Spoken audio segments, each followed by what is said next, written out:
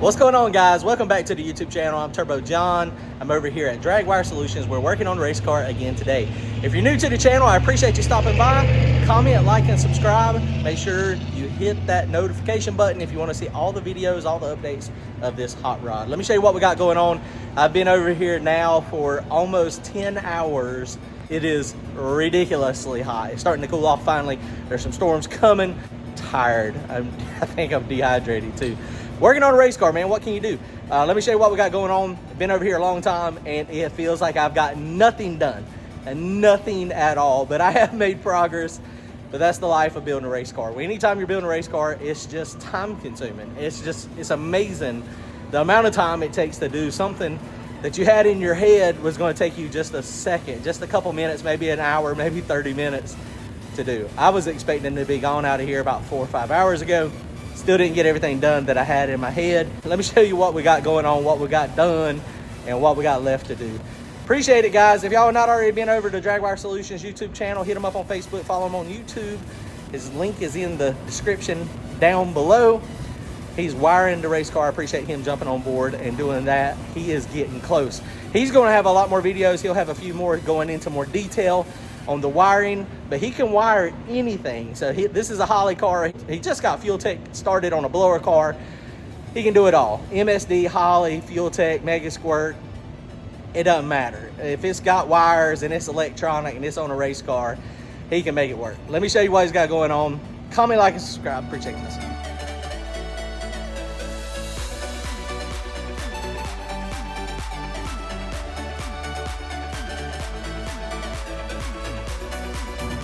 All right, guys, from the 20-foot view here, it looks like I've done nothing. I mean, it really does. It looks like I've got nothing. That's not true. Let me start from the front. So, I don't know if y'all remember, the last time we talked about videos and we talked about struts, we had the chain on the strut here. And it worked great. As far as limiting it, it was easy. I didn't have anything to do. It worked. But the only problem, if y'all remember in the last video, is it was putting this thing in a bind. And I think it was putting it in a bind because this was over on this side. So it's actually, out and it was tilting in. So, and with it pulling here, this thing is going to naturally want to straighten. It's going to naturally want to be here. So, and that was on the same way on the other side. So on the steering wheel in there, if you moved it more than probably 2 turns on the steering wheel, turn and a half, it would fling back. And when I say it would fling back, I mean it would fling back. If you turn it to the lock, it would come back, it would snatch the wheel out of your hand. All the cords would go flying. It was crazy. And so going straight, as long as you're not inputting, it would be fine. But this is, probably not the most recommended thing. So we decided that was probably going to be a bad idea, so we decided not to do that. A lot of people got in the comments, and I appreciate it. That really helped a ton. So this is my next contraption. Actually, this is my third contraption. Let me show you my second one. My second one, well, I've already thrown it away because it didn't really work out. So these are 1-inch clamps, 1-inch bar clamps. And basically, I had this welded to that. So imagine this was mounted right here, just like this. Boom, perfect. You go, okay, no problem. While it was limited in the travel, it was perfect. It didn't work, no issues, jacked the car up and it was perfect. So then, of course, my next thing is I was like, okay, well, we got to see how it does when you actually need some travel. So I put it all the way down in the bottom. And the way this travel limiter works is it's the same kit. And so basically, I just made this. This is a piece of 1-inch steel. It's got welds on the sides to hold it together. So basically, this will just slide down in it.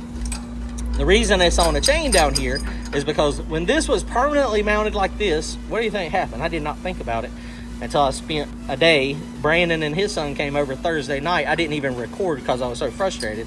So this was welded here, and I actually had it moved in right here, and everything was fine.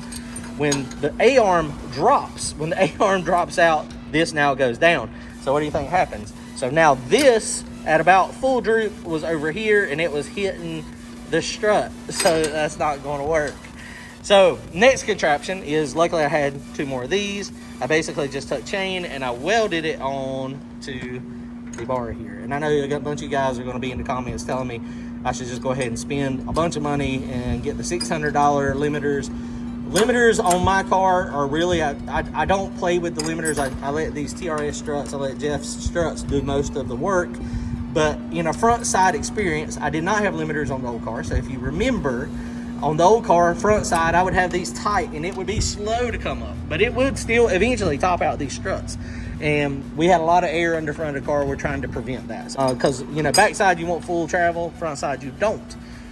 So that's what my game plan is. So we'll figure out, like right here, you saw where it was a little loose. That had probably about 1.5 inches travel. We're probably gonna go like right here in the middle, somewhere in that. We'll have to play with it and see what we got. I think this is gonna be fine. My old car back in the day, I had chain that was about 5 times bigger than this. It was a little overkill. This chain is not the chain that come in the kit that I had, but it is chain that I bought from Home Depot or Lowe's. And you can see it heated it, and so it bent it down there. And I've been going up and down with it.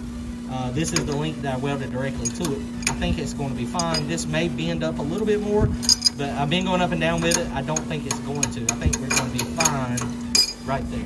So that is my front end limiters. A lot of people might not like it, but that's what we got. That's what we're going to use. Uncle Mike came through as well. Check this thing out, man. He killed this thing. And he took this home. I don't know if y'all remember a couple videos ago, Uncle Mike come up here with some cardboard. And he was like, okay, he made a template and he bent it at his house. Gave it to Randy. Randy brought it up today. And wow, it fits really good. So we got a good start on our firewall over here. I got the steering back in.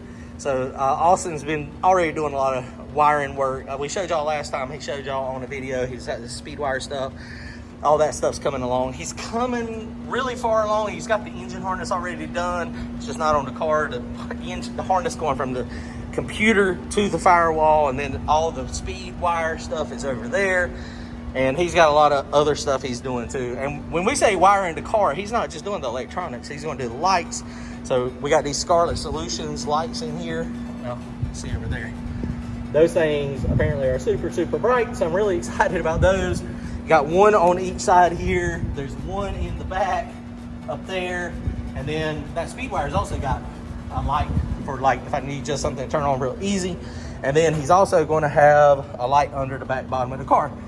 So that's coming along good. So I got the steering back in. This is really good. It's nice and tight. Got NC Speed Lab, the aluminum column down there, the Motion Work Raceworks Quick Connect. I love this thing. I've showed y'all before. I'll show you again. It's got the big lugs instead of the little teeny ones. Motion Raceworks little emblem there, but this is also Motion Raceworks. Austin's going to talk about all that stuff in his video. So we got that done. Back here in the back, we got more carbon fiber in the back. The trunk is done. We got these panels over here in.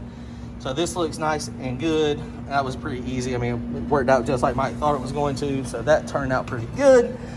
Digging that. Also bought, I'm going to put this video out.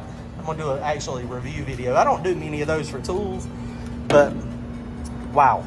If y'all don't have one of these, if y'all use pop rivets a lot, if y'all do a lot of pop riveting, this is a Milwaukee pop rivet gun. They may make other ones. Austin had a bunch of this M12 stuff and he didn't have one of these.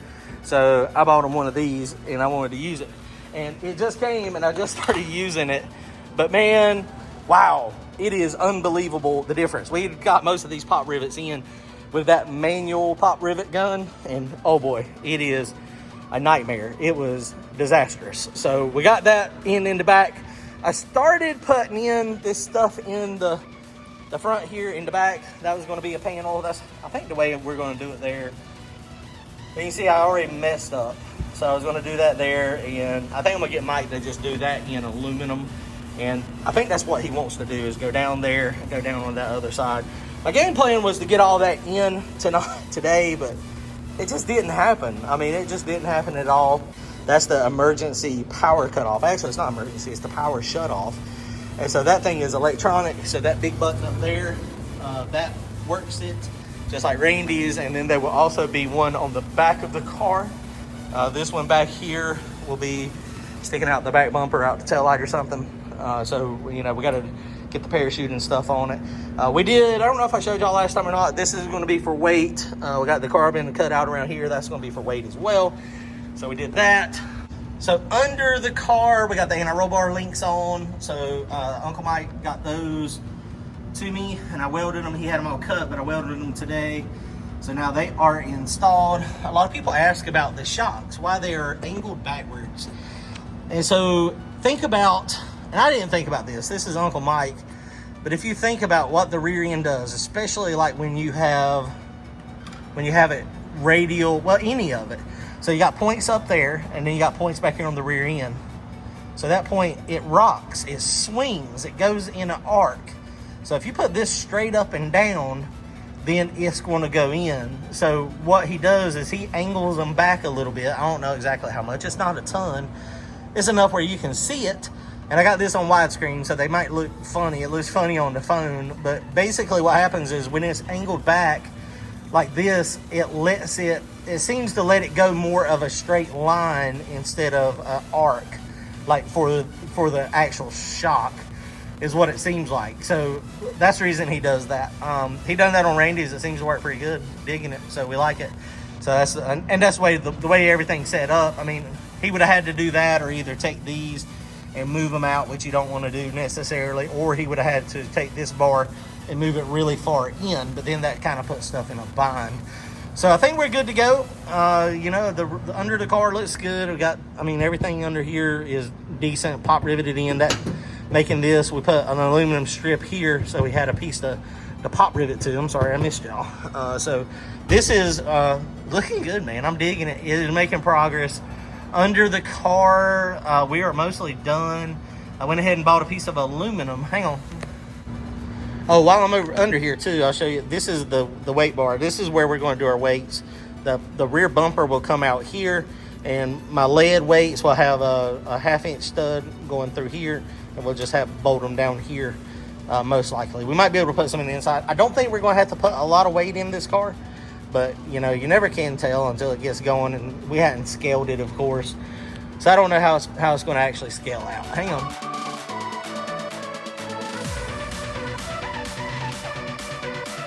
Don't forget, guys, coming up in 2 weeks, August the 16th and 17th, we got 3 days of racing. Thursday night test and tune at Kinston Dragway. Friday night no prep testing with some shakedowns and possibly a cash days race. Saturday is the big day, no prep, front side from the tree, 400 pro tree, not doing an instant green. You will be getting a ticket, and you will also be getting a time slip, but it won't be coming up on the boards. It's going to be awesome. It's going to be fun. We're doing 2 classes, small tire, anything on 28x10, non-Ws, no all-wheel drives. Pretty much around what you brung other than that, as long as it's on small tires. And then we're doing a street car class. The street car class is going to be a little controversial. As long as you can go on a cruise, we're going to go on a cruise. It's going to be probably somewhere between 10 and 20 miles, maybe 30 miles. We got to find a route that's going to work best for us. And we're going to go on a cruise as long as you got tags and insurance and you can come back and drag race. You're going to be in that. $1,500 on top of the purse for small tire, $500 on top of the purse for street car.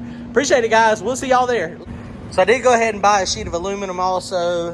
We're going to do it at Randy's at Uncle Mike's to go under the transmission. And we're going to end up doing a belly pan under the engine as well. But we haven't got to that point yet.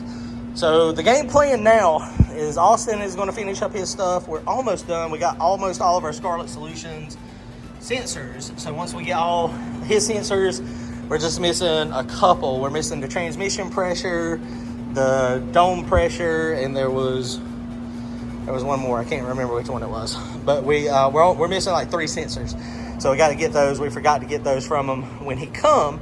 So once Austin gets done, he's almost done, man. He's got the bulk of it done. He told me that was the main harness. This is the main harness, guys. This is freaking amazing. That is your J1A and J1B connector right there. It goes right there, and it goes there, and then the engine harness comes up here, and then that's what controls it. And then, of course, what he'll do, he's got to build these other ones. For these other ones, that's the inputs and outputs. And, wow, I had it all mixed matched up. I was using, remember I had a HP at first, so look at the difference. Let me show you a point. This is insane. The difference. Hold on. Wow, guys, this is my harness. This thing, I promise you this harness weighs 25 pounds. I promise you it weighs 25 pounds. It is a hot mess, dude. And so, wow, it's insane. It really is insane. This harness and it's just crazy, dude. It makes no sense. This harness is, wow. So guys, it's been a long couple days. That's your update for the last couple days I've been working on it. I worked on it Monday night, worked on it Thursday night, which I didn't record, and then today, which I'm just recording now. It's one of those things, man. Building a race car is a lot. I don't think a lot of people understand exactly what all goes into it, how much time it actually takes. I mean, and there's a lot of days, I mean, like today, I mean, I feel like I got nothing done. I did get stuff done, but I feel like I got nothing done. But we're making progress. Really excited. Let's go, baby. All right, comment, like, and subscribe. See y'all.